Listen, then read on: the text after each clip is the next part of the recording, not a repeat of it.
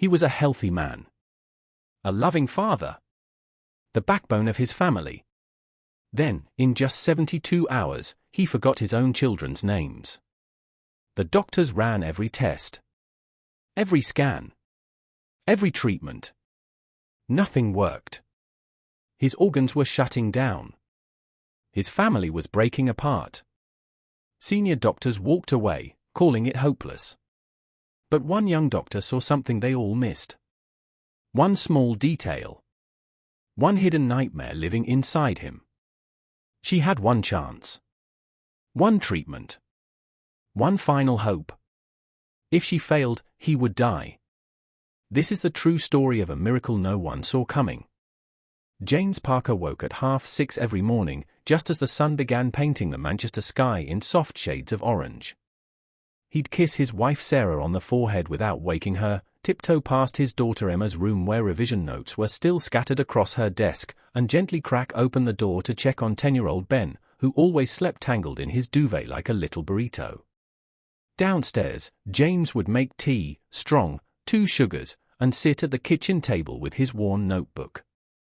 Inside were pages and pages of plans, sketches, and ideas for the Beacon Project, a free mentoring program for young people in their community. For 7 years, James had dreamed of this. He'd saved money, spoken to sponsors, and found a vacant building near the community center where he worked. In just 3 weeks, the Beacon Project was set to open its doors. After years of waiting, his dream was almost real. James was the kind of man people leaned on.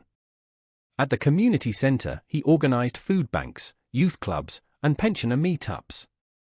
At home, he was the one who helped Emma with her maths coursework, drove Ben to football practice, and remembered to buy Sarah's favorite biscuits every Friday. The family didn't just love him, they revolved around him. "Dad, you coming to my match on Saturday?" Ben asked one Thursday evening, tomato sauce smeared on his chin. "Wouldn't miss it, mate," James grinned.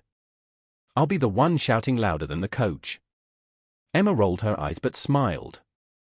"Mum, can you please tell Dad not to embarrass us in public?" "I make no promises," Sarah laughed, squeezing James's hand across the table. Everything was normal. Everything was perfect. Until Friday morning. James woke up drenched in sweat. His heart hammered in his chest like a drum. He sat upright, gasping, feeling like the room was closing in. Sarah stirred beside him. "James? Love, are you all right?" I don't know. Just felt strange. Probably a bad dream." But it wasn't just that morning. By lunchtime, James felt a dull ache behind his eyes. His hands trembled when he typed. That evening, lifting a box of donations at the center, his legs buckled beneath him. His colleague, Maureen, caught him just in time. "James, you've gone pale as a sheet." "I'm fine, just tired." But he wasn't fine. By Sunday, James couldn't get out of bed. His temperature spiked to 39 degrees. His muscles ached so deeply it hurt to breathe. When Sarah called his name, his responses were slow, confused. Ben stood in the doorway, clutching his football, eyes wide and frightened. "Mum, why won't Dad talk properly?" Sarah's voice shook. "Go get your sister. Now." At the A&E, the doctor ran tests, blood work, scans, everything. Hours passed. The family sat in the waiting room, silent and terrified. Emma held Ben close. Sarah gripped her phone, staring at the screen but seeing nothing. Finally, the doctor returned. His face was serious. "We found some abnormalities, but we're not sure what's causing this. His white blood cell count is extremely high, but the infection markers don't match anything typical. We're going to admit him for further testing." "What does that mean?" Sarah's voice cracked. "What's wrong with him?" "We don't know yet. But we're doing everything we can." Emma had been preparing for her mock exams. She stopped revising. Ben had a big football match that Saturday, the one James had promised to attend. He didn't go. Sarah had been working part-time at the library while managing the household. Now, she couldn't think about work. She sat by James's hospital bed, watching him fade. Within 3 days, James went from the man who held the family together to a man who could barely recognize his own children. The tests came back unclear. The scan showed inflammation, but where? Why? No one could say. And the worst part? James was getting worse. Every hour, he slipped further away. His speech slurred. His fever wouldn't break. The confusion turned to delirium. He called for people who weren't there. He didn't recognize Sarah's voice. On the 4th night, Emma stood outside his room, tears streaming down her face. "Mum, is Dad going to die?" Sarah couldn't answer. Because she didn't know. And that was the most terrifying thing of all. Sarah refused to accept uncertainty. If the local hospital didn't have answers, she'd find someone who did. By the end of the week, James had been seen by 4 specialists. A neurologist examined him for encephalitis. A rheumatologist tested for lupus and vasculitis.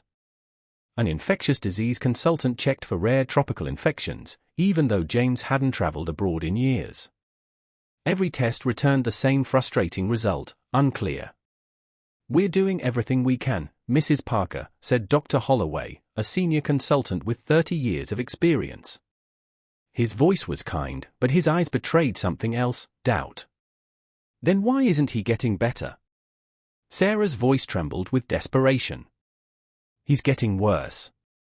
You've seen the charts. Why can't anyone tell me what's wrong with my husband?" Dr. Holloway hesitated. "Sometimes, the body reacts in ways we don't fully understand. We're treating the symptoms, but without knowing the root cause." "Then find the cause." Sarah's shout echoed down the corridor. Emma, sitting nearby, flinched. Ben buried his face in his sister's shoulder. Dr. Holloway lowered his gaze. "We're trying." But trying wasn't enough. James was transferred to the intensive care unit. His liver enzymes were climbing. His kidneys were starting to struggle. The inflammation was spreading, but to where? And why? They tried high-dose steroids. No improvement. They tried immunosuppressive therapy. His condition worsened.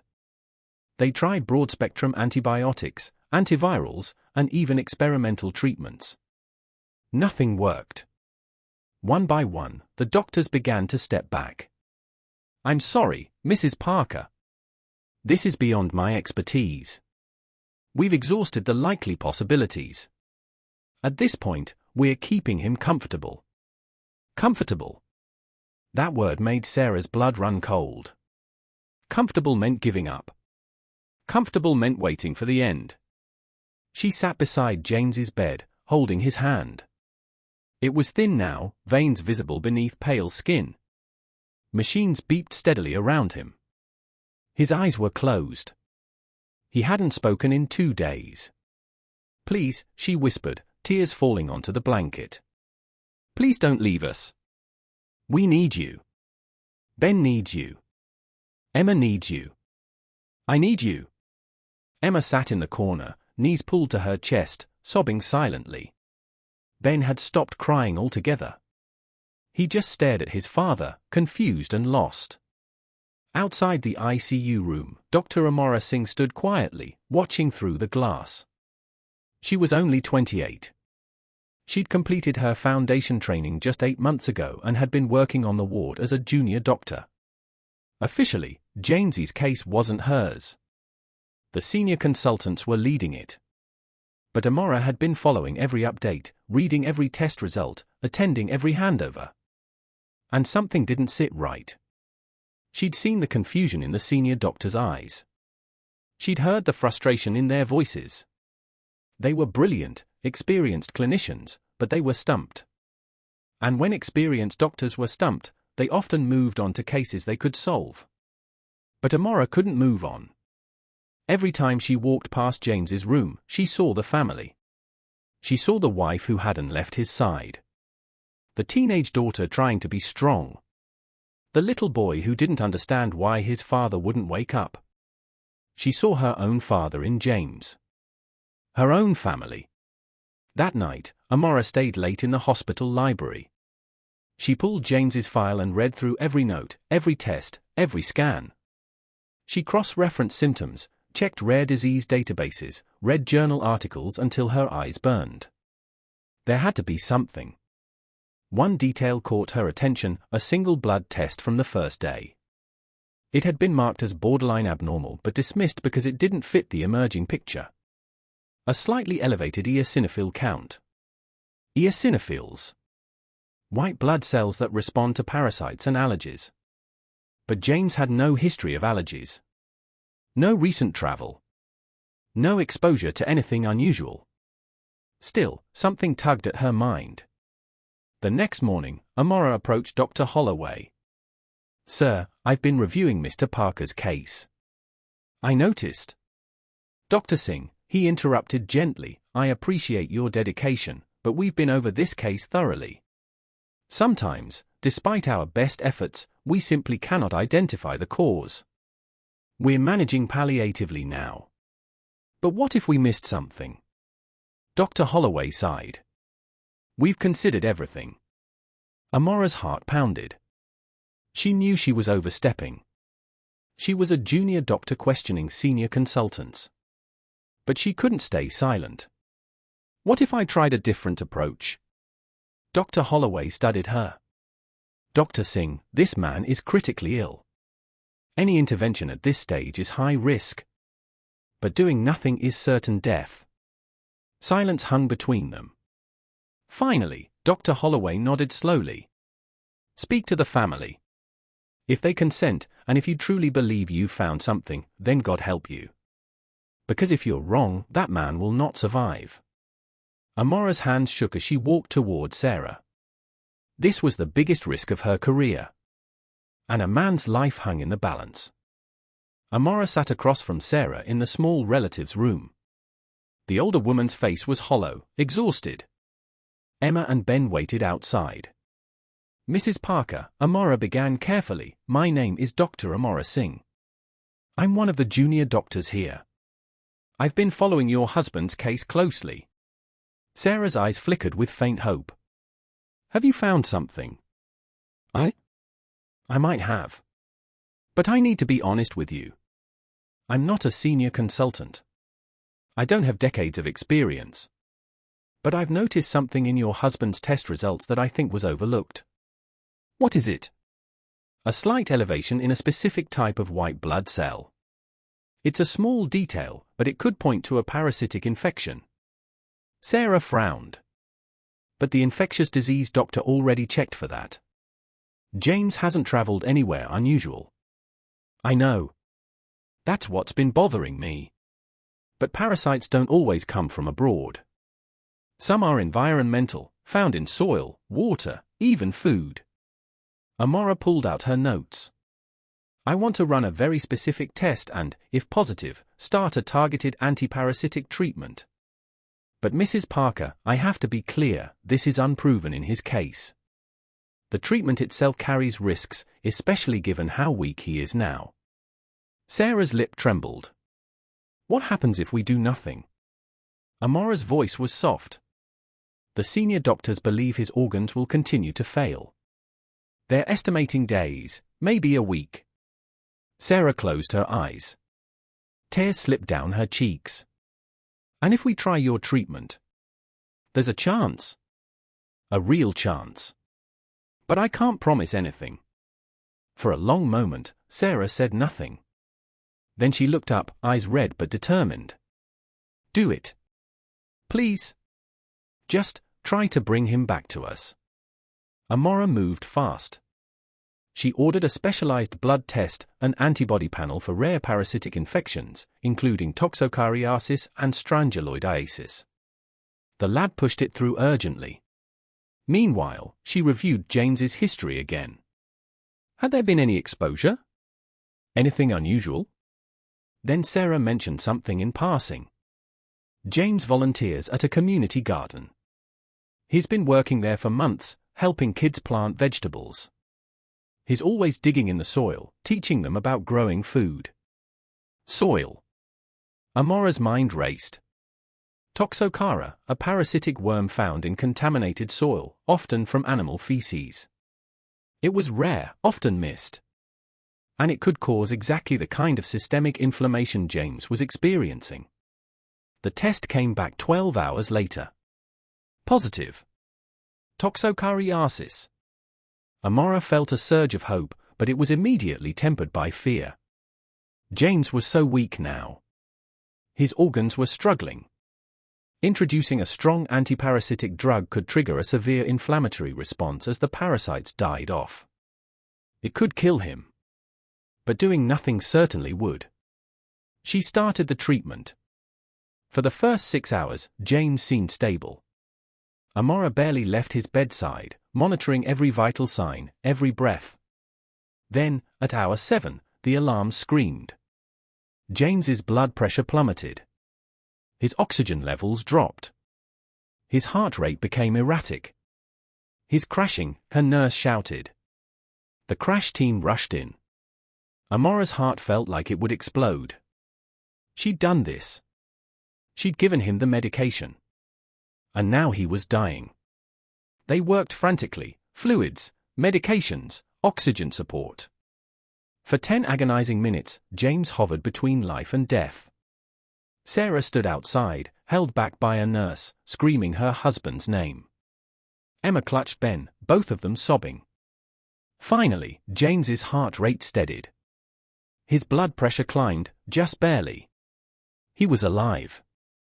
But only just. Amora sat in the corridor afterwards, head in her hands, shaking uncontrollably. She'd almost killed him. Maybe she still had. A senior nurse sat beside her. You did what you thought was right, love. I nearly murdered him. Or you gave him a fighting chance. But Amora couldn't silence the voice in her head. What if I'm wrong? What if this doesn't work? What if he dies because of me? She thought about quitting. About walking away. About never touching another patient again. Then, at 2 in the morning, she forced herself back to James's file. She read the notes again. The test results. The timeline of his symptoms. And then she saw it. Something so small, so seemingly insignificant, that everyone, including her, had missed it. James's eosinophil count hadn't just been elevated at the start. It had spiked again 3 days ago, right after they'd given him steroids. Steroids suppress the immune system. But in parasitic infections, steroids can make things catastrophically worse. They allow the parasites to multiply unchecked. The other doctors had been trying to reduce inflammation. But they'd accidentally been feeding the infection. And Amora had almost made the same mistake. She needed to do more than just kill the parasites. She needed to support his immune system carefully, rebalance his inflammatory response, and give his organs time to recover, all at once. It was a desperately delicate balance. But now, finally, she understood the whole picture. She knew what to do. And she had maybe 24 hours to make it work. Amora didn't sleep. She couldn't. She adjusted James's treatment plan with precision, continuing the antiparasitic medication but at a carefully reduced dose to avoid another crash. She added supportive treatments for his liver and kidneys. She introduced targeted anti-inflammatory medication, not steroids, but a specific type that wouldn't feed the infection. And she monitored him every single hour. The ICU staff watched her with a mixture of concern and admiration. She was a junior doctor taking on a case that had defeated consultants. If she succeeded, she'd be celebrated. If she failed, her career might never recover. But Amora wasn't thinking about her career. She was thinking about Ben, waiting to play football with his dad. About Emma, who needed her father to see her finish school. About Sarah, who'd had her whole world ripped away. 18 hours after the crash, James's fever finally broke. 24 hours in, his kidney function began to improve, slowly, but measurably. 36 hours in, his confusion started to clear. At hour 42, James opened his eyes and whispered a single word. Sarah. Sarah, asleep in the chair beside him, jolted awake. For a moment, she thought she'd imagined it. James. His eyes focused on her face. Tears spilled down her cheeks. Oh my God. Oh my God, you're awake. You're really awake. She pressed the call button frantically. Nurses rushed in, followed by Amora. James's voice was hoarse, weak, but it was his. What happened?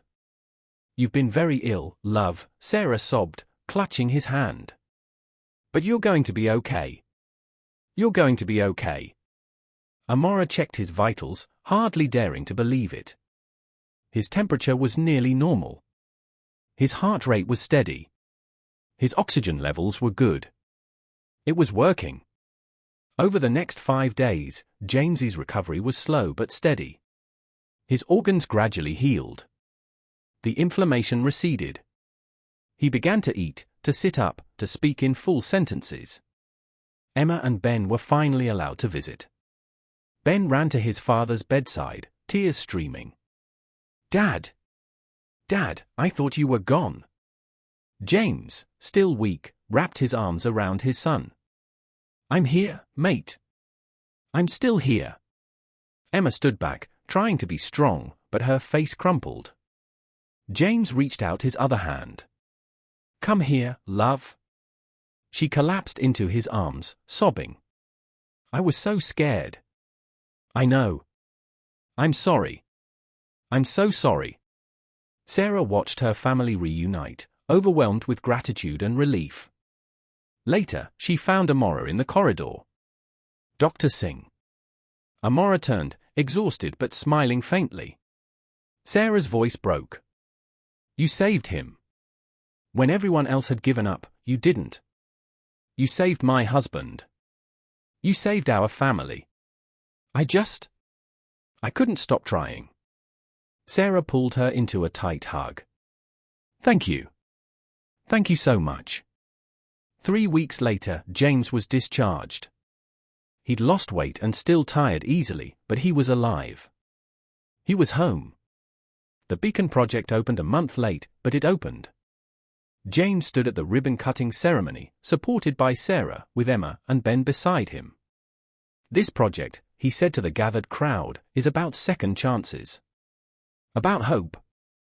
About believing that even when things seem impossible, we keep fighting. He glanced at Amora, who'd been invited to attend. Someone once fought for me when I couldn't fight for myself. And I'll spend the rest of my life making sure that fight wasn't in vain. Amora stood at the back, watching. She thought about how close it had all come to ending differently. How one missed detail, one overlooked test, could mean life or death. But she also thought about the power of persistence. Of empathy. Of refusing to see patients as cases, but as fathers, mothers, sons, daughters, people with families and dreams and futures. Her phone buzzed. A new patient admission. Another case, another life. She took a deep breath and headed back to the hospital. Because this was what it meant to be a doctor. Not always having the answers. But never, ever giving up.